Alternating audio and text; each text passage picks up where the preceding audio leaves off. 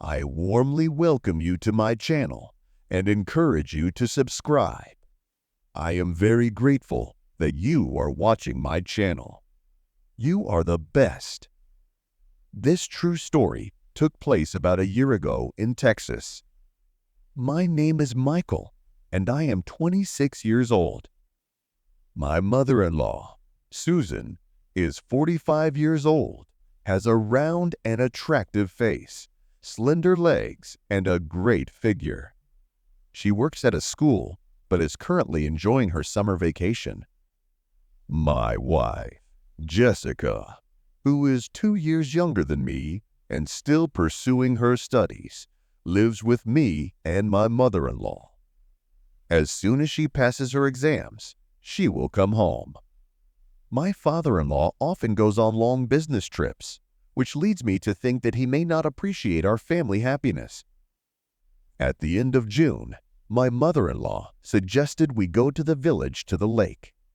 My mother-in-law had her own car, so we didn't have to use trains. Early in the morning, we got up, filled up the car, and hit the road.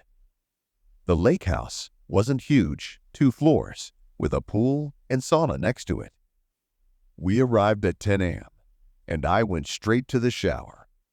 My wife and I had a room on the 2nd floor, and my mother-in-law had a room on the 1st floor. Later, we went to sunbathe and started talking about different topics. And when the sun started to warm our bodies very much, we moved into the house.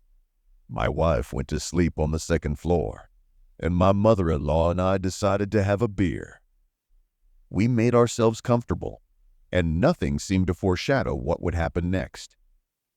But then my mother-in-law started complaining that she was sunburned and needed to put on some cream. Being a good son-in-law, I offered my help. We went to her room. She got the cream and lay down on the bed. I started rubbing the cream into her back. I had a few beers, and it was probably to blame for what happened. Who knows? But something happened that shouldn't have happened. After that, I went to the 2nd floor to clear my head. The next morning, I woke up like nothing had happened and in a good mood. When I went down to the kitchen, I saw that my mother-in-law was preparing a salad. I walked up behind her and gave her a hug. She blushed. After breakfast, my wife went swimming in the pool and sunbathing, and I took my mother-in-law by the hand and very slyly looked into her eyes, and she understood everything. We still had about 2 more weeks to stay at the lake house. I realized that all my plans had gone to hell. But once we got home, everything would change. After breakfast, Jessica was having fun by the pool, completely oblivious to the tension that had built up between Susan and me. I sat on the edge of the pool, watching Jessica swim gracefully, her carefree smile making me feel guilty. The weight of what had happened to Susan was weighing on me, but every time I looked at her, she acted as if nothing had changed. That afternoon, Jessica's sister, Emily, arrived at the lake house. She was a cheerful 19-year-old girl with the same bright energy as Jessica. Her presence helped distract me from the growing confusion in my head. We all sat together, playing poker, laughing, and trying to ignore the summer heat. Susan was quiet, but her glances in my direction did not go unnoticed. As time passed, the tension between Susan and me did not subside. We avoided being alone together, but it was impossible not to feel a lingering connection.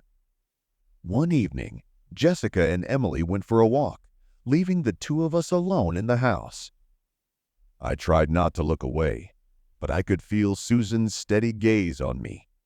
"Michael," she said quietly from the threshold, her voice breaking the silence. "We need to talk." I turned to face her, my heart pounding. I knew this conversation was inevitable. "This was a mistake," she whispered. "This shouldn't have happened." "I know," I reply, lowering my voice. It was a one-time thing. It doesn't mean anything. She nodded, feeling relieved but still anxious. We have to pretend it never happened. For Jessica's sake. For the sake of the family. I agree. We'll move on. I lay awake that night, staring at the ceiling, torn between guilt and relief. Jessica was asleep next to me, completely oblivious. I made the decision to keep what had happened deep inside. I couldn't screw it up. The next few days were awkward, but Susan and I managed to act normal around Jessica and Emily. The tension faded, replaced by a tacit agreement to never talk about it again. We went back to our normal routines. Jessica and I went to the pool, cooked together, and made plans for the future. It was like a fresh start.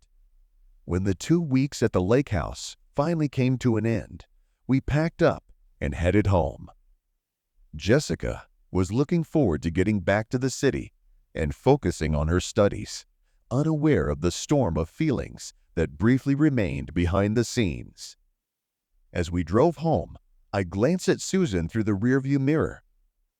She caught my gaze and nodded understandingly. We had crossed the line, but we both knew that nothing could be changed. What had happened would be in the past.